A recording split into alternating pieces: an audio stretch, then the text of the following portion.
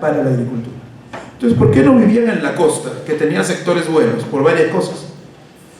La salinidad de las aguas, los vientos fuertes, el paludismo. Entonces los pueblos se fueron a vivir a los Andes, y en base a un gran esfuerzo y al trabajo comunitario, cosa que no ocurrió en Europa, donde las parcelas se individualizaron y comenzó a surgir la propiedad privada. Aquí no, aquí era la propiedad colectiva, porque solo las formas colectivas de trabajo de la tierra podían haber convertido el Tahuantinsuyo en el paraíso agrícola que fue. El hombre y la mujer andinos lograron convertir los Andes en tierra productiva. Mientras que los europeos, y ahora el método actual en la modernidad, encontramos que un determinado producto agrario ha generado, después de varios meses de producción, un gusano, algún problema que está pudriendo la producción, ¿qué se hace?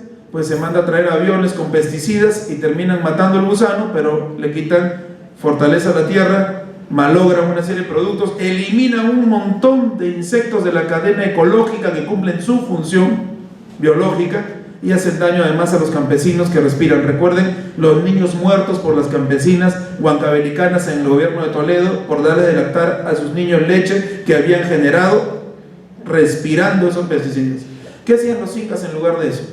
Y ahora peor, ahora se usan los transgénicos, o sea, acelerar la producción, porque el mercado mundial necesita papas para las papitas Lays. Entonces aceleramos la producción y no importa que nos dé cáncer, ¿no? Porque el mercado todo lo puede, según los capitalistas.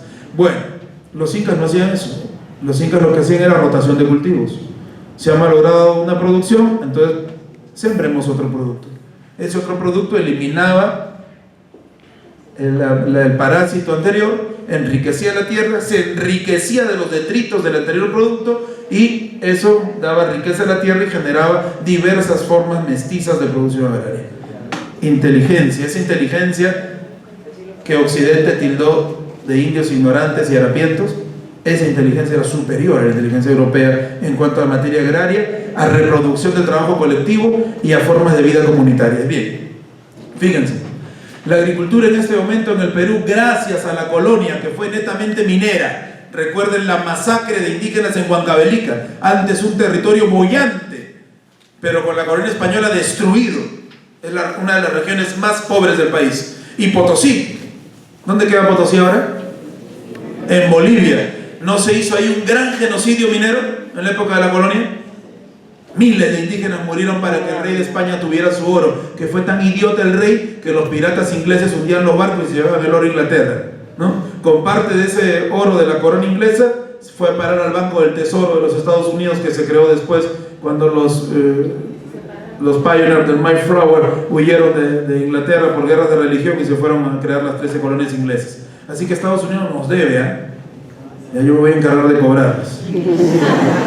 Nuestro gobierno de todas maneras eso también. Miren, gracias a la colonia que ha destruido la minería, y gracias a que ha destruido la agricultura como un patrón minero, y gracias a la república que vivió alrededor de la monoproducción, cuando el mercado mundial estaba de moda la caña de azúcar, el algodón, el cobre, han destruido el agro peruano. A mí me da risa cuando Alan García propuso su libro. Por cierto, los libros se los escribe otra persona. El otro día me contaba eso un aprista vergonzante, o sea, un aprista que se avergüenza de serlo, que es peor que un aprista que no se avergüenza, porque ni siquiera sale de ahí, de la cueva de Ali Baba, de Alam Baba. No son 40, son como 4.000, ese es un problema. Entonces no alcanzaría las 1001 noche para contar todos los robos de García. Pero bueno, en uno de sus libros, Sierra Exportadora, ¿no? Dice: la sierra se puede convertir en exportadora, y se ha convertido para 5 familias que exportan la páprica, la alcachofa y otras cositas, pero los campesinos medianos y pobres están destruidos. Y además con García comenzó la relatifundización del campo. El grupo Gloria, ¿cuántas hectáreas tiene para Olmos? O sea, esa semifeudalidad que durante el gobierno de Velasco y el desarrollo del capitalismo dependiente terminó, y en los años 80 álgidos se ha vuelto a relatifundizar con Alan García y con Humala. Bueno, entonces la agricultura se volvió exportadora, pero un pequeño porcentaje. Y después Humala propuso selva emprendedora, ¿no? Entonces selva emprendedora, bueno, no sé por dónde, porque el Oriente tiene un montón de conflictos ambientales y sigue postrada en la pobreza. Bueno, Entonces, ¿a qué se ha convertido hoy en día nuestra agricultura? En una agricultura familiar. Fin. En costa, sierra y selva. ¿No? El total de la mayor cantidad de productores están en la agricultura familiar, no en la agricultura no familiar. Miren, 335.673 productores son el 15% y 14.827 son el número de productores que se dedican a la agricultura no familiar. Entonces, tenemos en nuestro país que la agricultura es para uso de las familias que la trabajan. Y ellas son las que generan el mercado interno, el débil mercado interno del agro, y que llega aquí todos los días nuestro pancito en la mañana.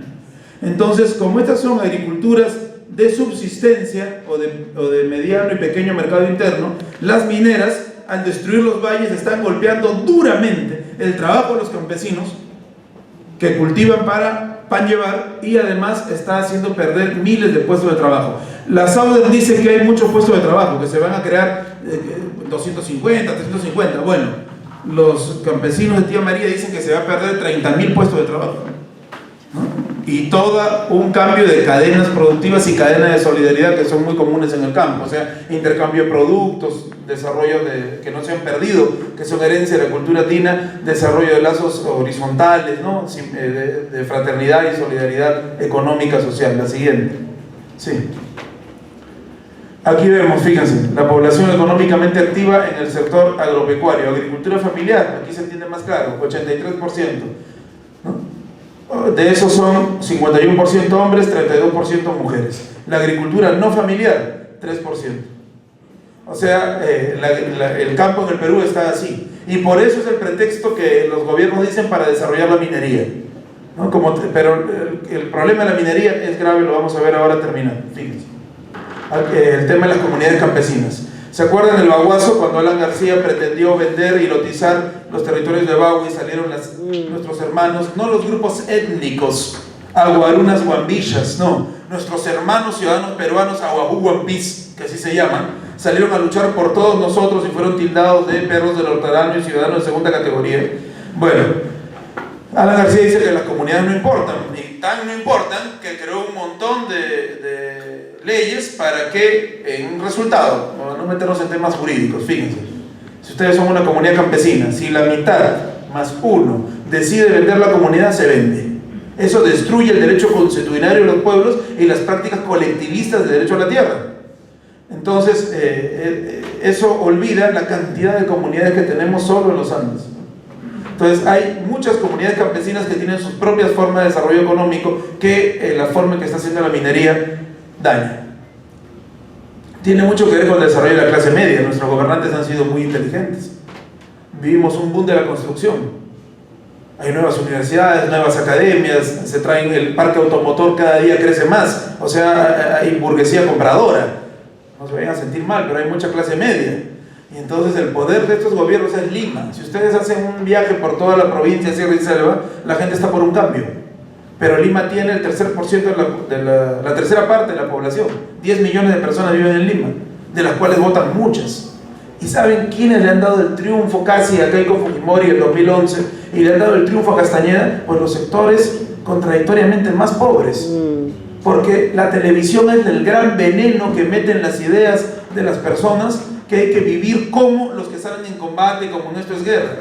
Y entonces niegan su pobreza, se desclasan y creen que son de la clase media alta. La clase media ha crecido muchísimo en el Perú.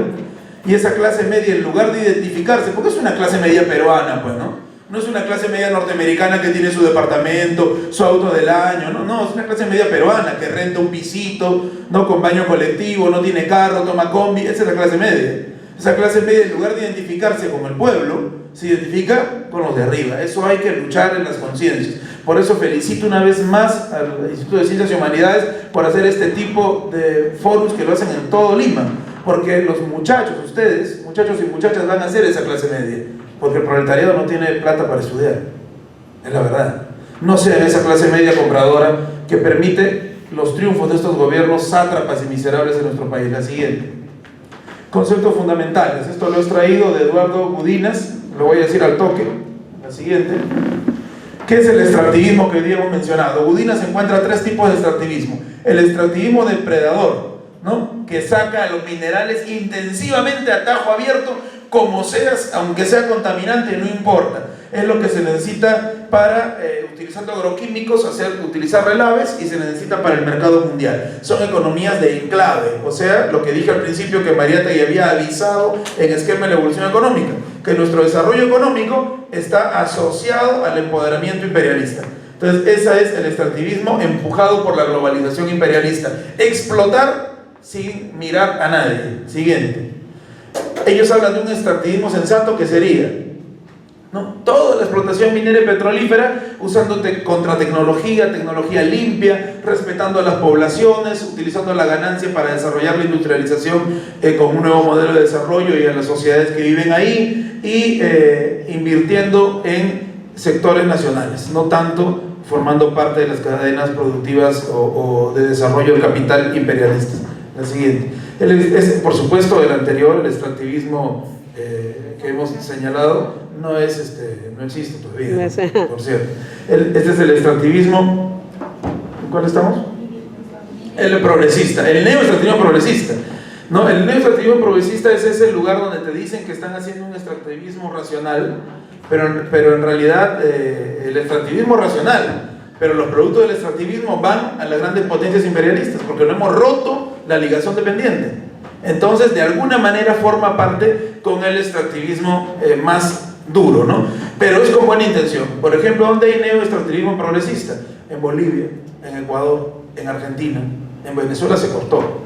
Siendo petroleros, se hace con el más alto nivel de contratecnología y controlado por el pueblo, un 60% la redistribución de la riqueza petrolera a través de las misiones sociales.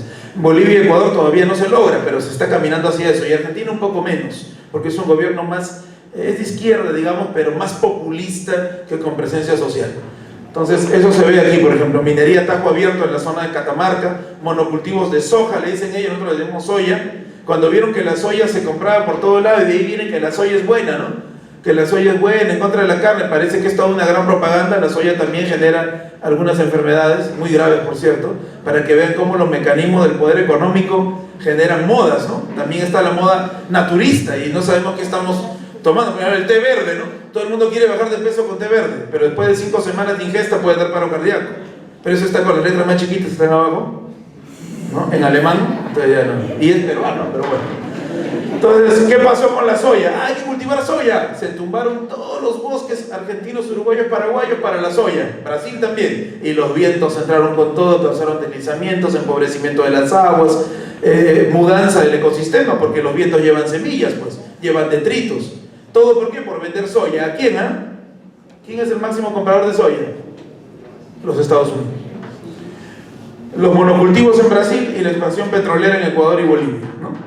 Es el neo-extractivismo, pero digamos reformador, reformista, con buenas ideas, ¿no? Pero que de todas maneras es un peligro, pero jamás es comparable al extractivismo salvaje, que es el primero que se implementó y que se está implementando en nuestro país. El siguiente. ¿Por qué propone el post-extractivismo, ¿no? Con el cual no estoy de acuerdo, y les voy a decir por qué al final. Reducir el consumo de materia y energía, la desmaterialización de los procesos productivos, o sea, que no consuma tanto. Segundo, desacoplar las metas alternativas del desarrollo de la minería o del modelo económico de desarrollo con lo que solamente sea ganar, ganar, ganar, ganar. No solo es el desarrollo económico lo que debe importar, sino el desarrollo social. Ajustar los procesos productivos respetando la biodiversidad y orientarlos a combatir la pobreza y la opulencia. El problema es que no le dicen cómo. Digo una cosa más y termino. Fíjense, los Estados Unidos proponen el extractivismo salvaje. No lo dicen así, pero sí dicen, proponemos el extractivismo, porque en este momento necesitamos oro, plata, cobre, petróleo. La Unión Europea propone el post-extractivismo. Tengan cuidado con eso.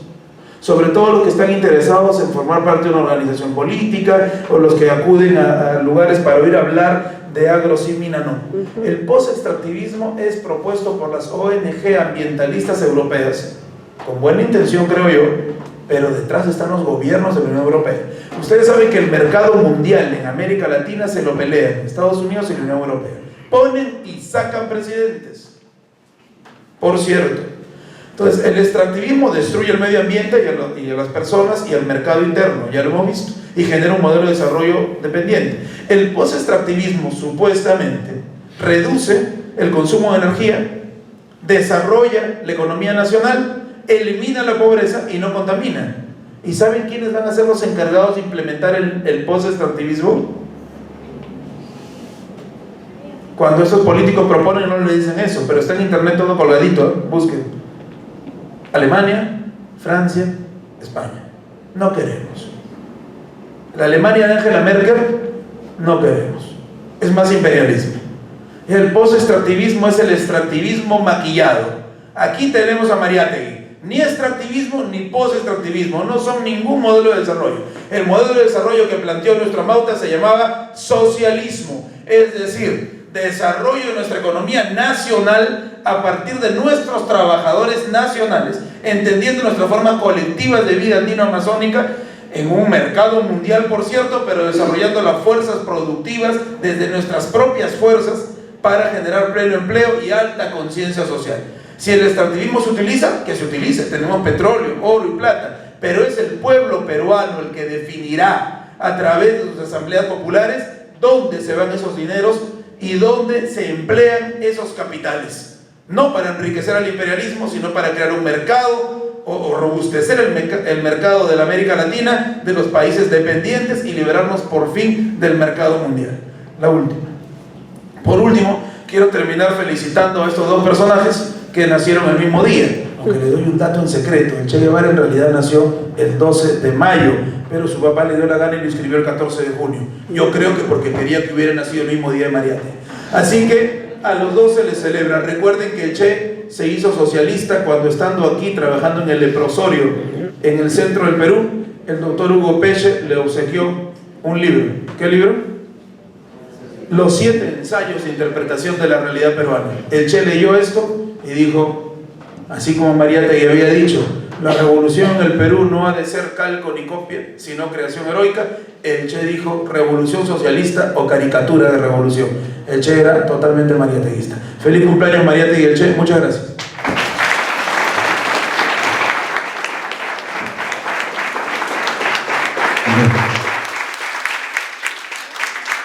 Ahora viene la ronda de preguntas. Levanten la mano para poder hacer las preguntas correspondientes.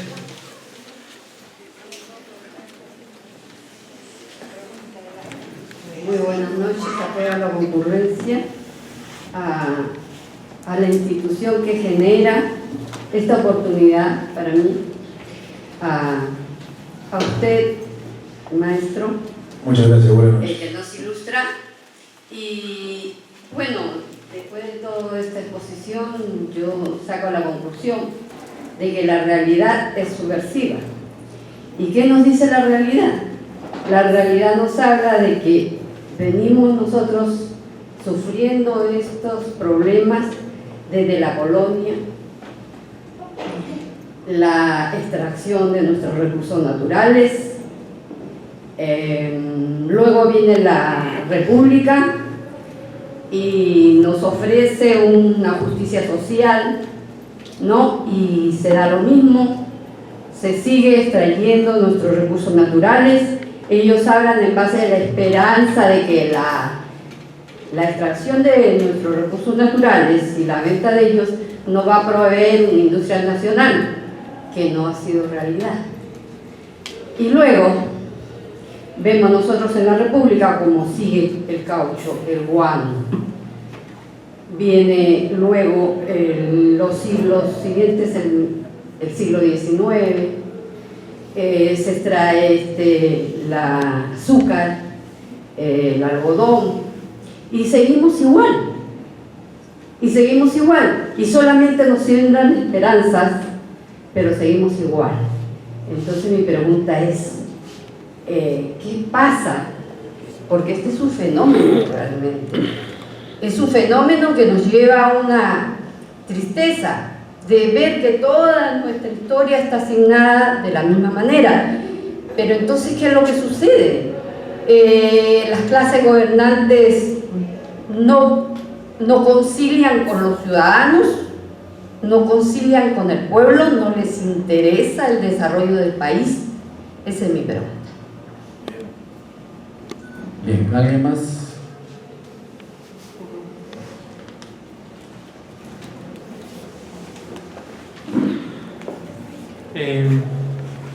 Si bien es cierto, sabemos por economía que los proyectos mineros hoy en día se espera que aumente en el PBI y tanto los proyectos de agricultura, pero si bien es cierto vivimos en un mundo consumismo, ¿no? Que nos estamos consumiendo entre nosotros mismos, donde podemos decir el más fuerte sobrevive.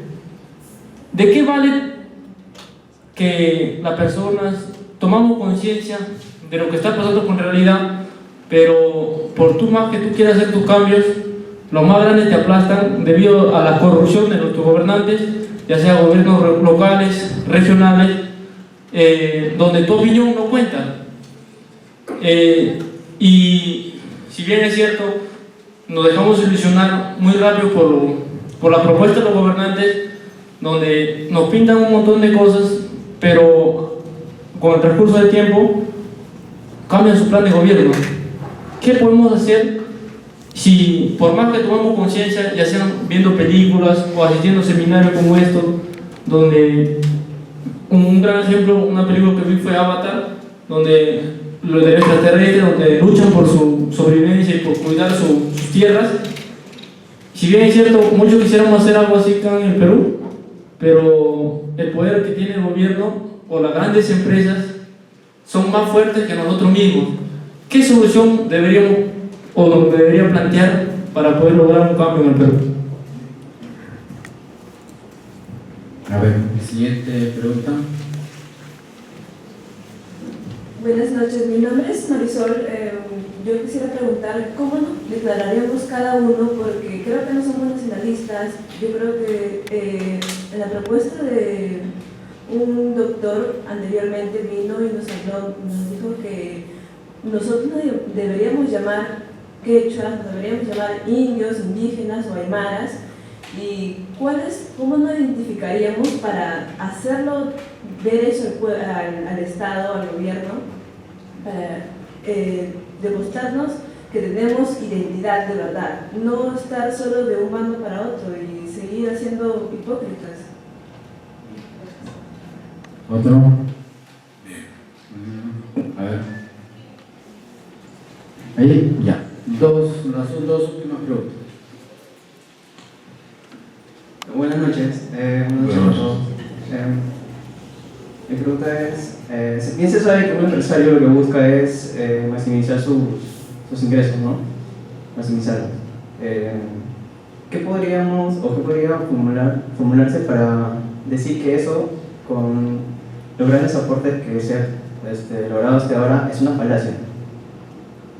¿Cómo podríamos darle la contra eso? Y hay una pregunta más.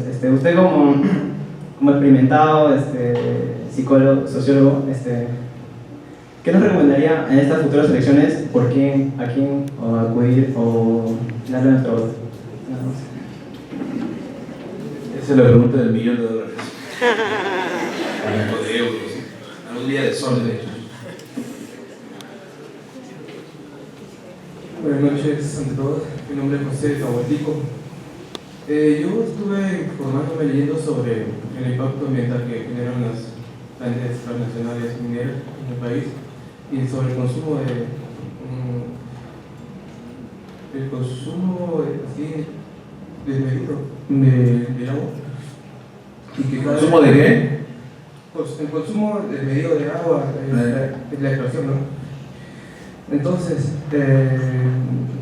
proponía la lectura, el proyecto que estaba leyendo, de que por qué Lima tiene que estar la capital de Perú debe ser Lima, en una ciudad desértica donde el agua es muy cara de producir, ¿no? El agua que llega a nuestras casas, el agua potable, ¿por qué no podría ser en el interior del país? Así podríamos tener agua pura, potable, más de manera más económica. ¿Usted cree viable así como en Brasil, anteriormente Río de Janeiro, era su capital y se fue al interior de su país por varias posiciones geopolíticas, ¿no? También sería viable que Perú tuviese una capital en el interior del país, así ahorraría mucho, ¿no? Y en el abaratamiento del consumo de agua potable. A ver.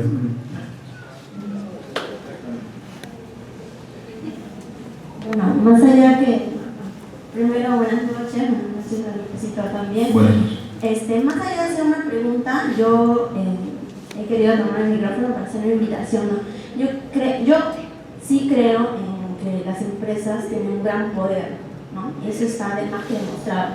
Pero más que eso, yo creo en el poder que tenemos nosotros los jóvenes. Creo que no existe eso de que las empresas o el gobierno nos puede atrasar. No creo en eso. Yo creo que nosotros, los jóvenes, y como lo han dicho diferentes escritores, tenemos el poder de lograr cambios. Que hayamos estado dormidos mucho tiempo no significa que tengamos que seguir estándolo. Considero que los daños que causa la minería o diferentes actividades son muy grandes y que nosotros no podemos ser indiferentes ante eso.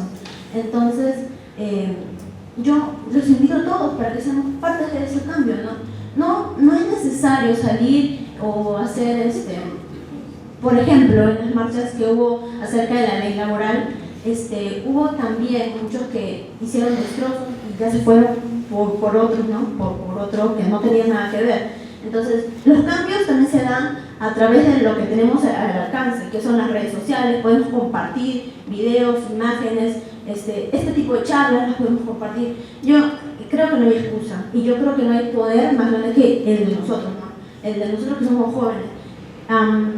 Creo que las personas y que los adultos de hoy ya tuvieron su tiempo de lograr el cambio. Ahora es nuestro tiempo. Ya las generaciones pasadas tuvieron tiempo y no lo hicieron. Entonces están en nosotros, ¿no? Es como si tomé este momento, es como una respuesta, porque me parece un poco lamentable que nosotros pensemos o seguimos pensando de que los poderes o que las grandes empresas nos pueden seguir atropellando. Esa idea debe salir de nuestras mentes, porque no es así, porque nosotros tenemos fuerza y estamos en una academia instruyéndonos y tenemos también los conocimientos para poder lograr los cambios que ya empezamos a hacer desde un tiempo corto, ¿no? Gracias.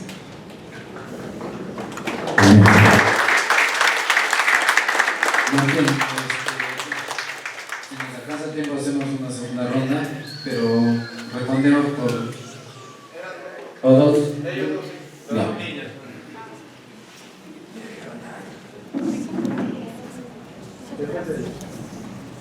En cuanto a la extracción de nuestras materias primas, bueno, usted dice que sería mejor trabajar sobre el oro, trabajar sobre el cobre, lo que es nuestro propio. Entonces, en vez de entregar esa materia prima a otras empresas grandes, ¿no?, del extranjero, en caso de que nosotros desearíamos hacerlo, ¿quiénes serían los más adecuados para hacerlo? ¿El Estado? ¿Sería el pueblo? ¿Sería alguna organización extranjera? ¿No? O sea, ¿quiénes serían los más adecuados para trabajar sobre nuestra materia prima, ¿no? Podríamos decir que el Estado, pero nosotros sabemos que nuestro Estado no es exactamente el mejor organizado, ¿no? Podríamos creer que tal vez nos estaría robando mucho más que las empresas extranjeras que vienen, ¿no? En ese caso, ¿quiénes serían los que tomarían la posta para ejecutar ese proceso, ¿no?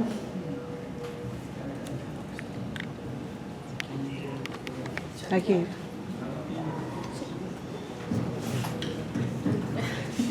Buenas noches. Usted habló acerca de los medios. El problema es que hace poco vi una noticia donde la conductora decía ¿por qué actúan así? ¿No? En el caso de la minera tía que usted había hablado, y ella decía ¿por qué actúan así? ¿Por qué no llegan a un acuerdo? Entonces yo creo que todas las personas miramos noticias y nos guiamos en torno a lo que nos dicen las noticias, ¿no? Los noticieros en todo caso. nos damos cuenta que actualmente no hay noticieros que nos den una información completa o realmente que se pueda o que sea verdadera. Entonces, ¿por qué también no ponemos o hacemos algo en contra de los medios, que realmente no hay medios que nos informen completamente la realidad? Entonces ese es otro movimiento que podríamos hacer, de buscar o a tratar de hacer un cambio en los medios de comunicación, ¿no? La conductora prácticamente decía, o como usted dijo, los trataba de salvajes porque había muerto un policía, pero esas mismas palabras, ¿por qué no lo dijo cuando murieron los campesinos? Entonces juzgan como salvajes a ellos, pero nos hacen ver o hacen ver a todo el pueblo a ellos mismos como salvajes, pues, ¿no? Entonces también deberíamos hacer un movimiento en contra de ese tipo de medios, cuando en realidad no hay medios de comunicación que nos informen la historia completa, ¿no? Esa sería la pregunta. Gracias. Yo creo que el último podría ser el jovencito que levantó la mano, pero habla durante 30 segundos, ¿no? Buenas noches a todos. Mi pregunta, usted mencionó en su diapositiva sobre el PBI, que las mineras son las empresas que dan más impuestos para el Estado, y aparte que las empresas mineras dan para el canon minero también. Pero ponemos un caso, supuestamente las empresas generan más impuestos, más dinero para el Estado, y ese dinero es retribuido para nosotros en obras, pistas y sucesivamente, etc. Pero yo me voy, ese daño que las empresas mineras hacen con los relaves mineros, todo, no es esa subsanación por los daños y perjuicios que está causando para nuestro Perú. Esa sería mi pregunta. Correcto. Muchas gracias. Concreto. Ante todo, muchas gracias, Renan, por su ponencia. Mi pregunta sería la siguiente. Una vez conversando con mi jefe, que es empresario, me dijo que él, por más que quisiera, no podía ir contra el sistema, que lo único que podía hacer es agarrar su tabla y ponerse a surfear. Yo creo y pienso que sí puede haber un cambio, pero mi pregunta sería, ¿con qué recursos contamos para ese cambio? Aparte de nuestra palabra, aparte de realizar manifestaciones, ¿con qué otro recurso podemos optar para generar ese cambio? Ya, comencemos. Martín, tienes 15 minutos para todas las preguntas. 15 minutos para todas las preguntas porque van a cerrar los locales.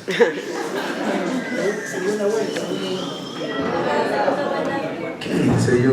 Es bastante. Bueno, un minuto por... A ver, vamos a hacer una mezcla de preguntas. Miren, primero por lo que dijo su compañera, yo también creo en la juventud, por eso puse en la imagen del PowerPoint a Mariano Melgar. No es cualquier cosa, tengo una intencionalidad ahí. Melgar, repito, es uno de los jóvenes más maravillosos que tuvo nuestro país. 24 años fusilado por el colonialismo español. Esos hermanos que han muerto en Tía María son ahora fusilados por el Estado peruano, de manera metafórica lo digo, asesinados si ustedes quieren, pero por intereses transnacionales norteamericanos. Son los Melgares de ahora, las Melgares de ahora. No se nos puede pasar el 200 aniversario del sacrificio de Melgar, pero no para llorar por Melgar, igual ya se hubiera muerto de viejito.